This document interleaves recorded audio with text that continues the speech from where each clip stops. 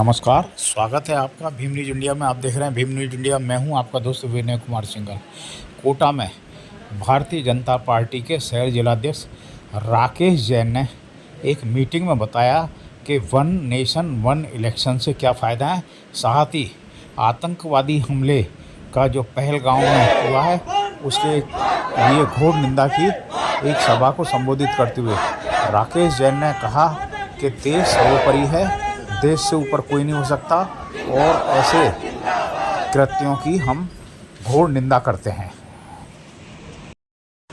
प्रधानमंत्री के मन की बात कार्यक्रम को सुनने के लिए बड़ी संख्या में महिलाओं के साथ भाजपा के कार्यकर्ता और बच्चे भी शामिल हुए। लोग इंतजार कर रहे थे माननीय प्रधानमंत्री नई क्या बात बताने वाले हैं।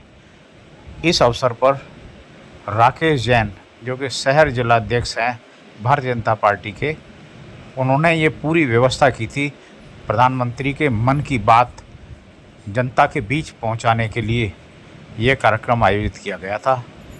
आप देख रहे हैं प्रधानमंत्री के द्वारा मन की बात कार्यक्रम में एकत्रित भारतीय जनता पार्टी के पदाधिकारी, लोग, बच्चे, महिलाएं।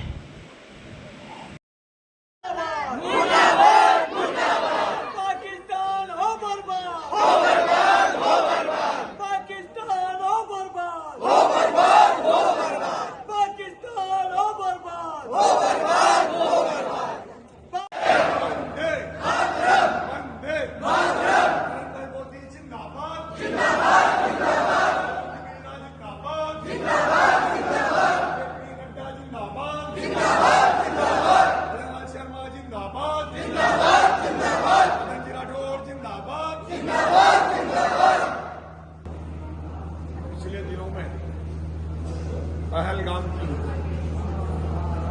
ऐसी घटना हुई जिससे सिर्फ कोटा ही नहीं, हाड़ौती नहीं, राजस्थान ही नहीं और देश ही नहीं, पूरा विश्व पीड़ित है, भयभीत है, निंदा कर रहा है। पूरे विश्व में पहलगाम में जिन दिवंगतों को, जो लोग दिवंगत हुए, उनके प्रति श्रद्धा का भाव है, आदर का भाव है और उन दिवंगतों के परिजनों के साथ पूरे देशवासी खड़े हैं, पूरा विश्व खड़ा है। इस तरह के सभी जगह, कहीं कैंडल मार्च, कहीं श्रद्धांजलि सभा, कहीं मौन जुलूस, कहीं मौन रैली, इस तरह के आयोजन पूरे देश में ही नहीं पूरे विश्व में चलते। मैं अपनी तरफ से और भारतीय जनता पार्टी शहर जिला कोटा की तरफ से सभी दिवंगतों के, जिन आतंकवादियों ने और उनके आकाओं ने जिस तरह की इस घटना को अंजाम दिया है, ये कायराना हरकत है, उसकी हम सब निंदा करते हैं और उन दिवंगतों के परिवारजनों को यह एहसास कराते हैं कि हम सब पूरे देशवासी आपके परिवार के रूप में आपके साथ हैं। आपके साथ जो वज्रपात हुआ है उसको ईश्वर आपको सहने की शक्ति प्रदान करे और हमारे विश्व के सबसे बड़े नेता और भारत के यशस्वी प्रधानमंत्री नरेंद्र मोदी जी को यह एहसास कराना चाहते हैं कि आप इस घटना के लिए जो भी कार्रवाई करेंगे, पूरे देशवासी आपके साथ हैं। चाहे घुस के मारना है, चाहे पानी रोकना है, चाहे संधि समाप्त करनी है, चाहे पाकिस्तानों को बाहर खदेड़ना है, चाहे बांग्लादेश के साथ में उसी तरह का व्यवहार करना है, ये सारे कार्य जो भी हमारे देश के यशस्वी प्रधानमंत्री नरेंद्र मोदी जी के नेतृत्व की भारतीय जनता पार्टी की सरकार करेगी, उसमें पूरे 140 करोड़ भारतवासी उनके साथ हैं। यह एहसास हम सब कराना चाहते हैं और उसी कड़ी में जगह जगह मौन रैली, शोक सभाएं, श्रद्धांजलि सभाएं हो रही है। मैं आप सभी से यही निवेदन करता हूं कि इस कार्य में सभी अपनी अपनी भागीदारी निभाएं और यह एहसास करें कि जो लोग दिवंगत हुए वो भी किसी न किसी के नहीं, हमारे अपने परिवारजन थे। मैं निवेदन करना चाहता हूं आपसे साथ में कि अभी लगातार भारतीय जनता पार्टी के बहुत सारे कार्यक्रम चल रहे हैं, उसमें एक देश एक चुनाव भी एक बहुत बड़ा कार्य है।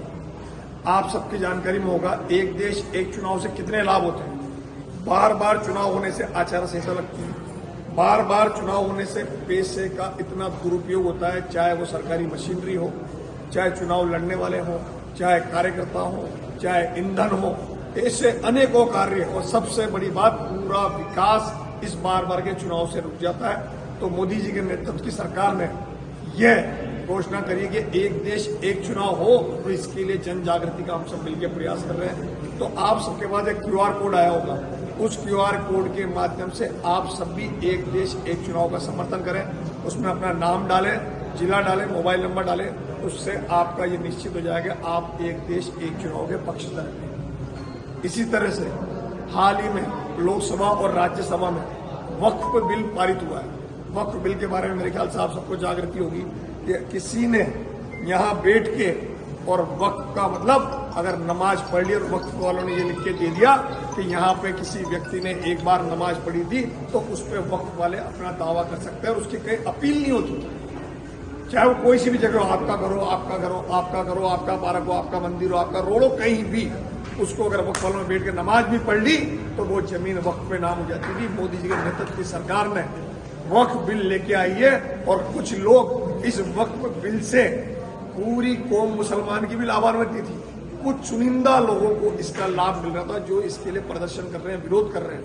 आम मुसलमान भी चाहता है कि वक्फ बिल पारित हो जिसके माध्यम से पूरे देश का विकास हो। इतनी संपत्ति वक्फ के पास है जितनी हम सोच भी नहीं सकते। तो इसी के लिए सरकार वक्फ बिल लेके आई है। हम सब जन जागृति फैलाएं और वक्फ बिल के समर्थन के लिए अपना अपना समर्थन दें। मैं निवेदन कर रहा हूं कि इसी के साथ में आप सबको याद होगा खाद्य सुरक्षा के माध्यम से कई लोगों के अपने फार्म भराए। फिर भी अगर कोई पात्रता रखने वाला अभी भी किसी कारण से उन्हें गेहूं नहीं मिल रहा हो तो उसको आप, हमारे मंडल अध्यक्ष जी यहाँ पे, पूर्व मंडल अध्यक्ष जी हैं, पार्षद जी हैं, सभी लोग हैं, बबीता जी हैं, अर्चना जी हैं, तो सभी लोग उसको कहीं ना कहीं सहयोग करें और जिनके भी खाद्य सुरक्षा में गेहूं नहीं मिलता है लेकिन पात्रता है उनकी, तो उसको फार्म भरवाने में मदद करें। उसकी तकनीकी कोई कमी हो तो हमारी जानकारी मिलाएं ताकि उसको भी गेहूं मिल सके। आज हमने मन की बात का 121वां एपिसोड सबने मिलकर देखा है। मैं यहाँ के मंडल अध्यक्ष, ऊर्जावान मंडल अध्यक्ष भाई संजय सैनी समीर के लिए एक बार जोरदार ताली बजाने के लिए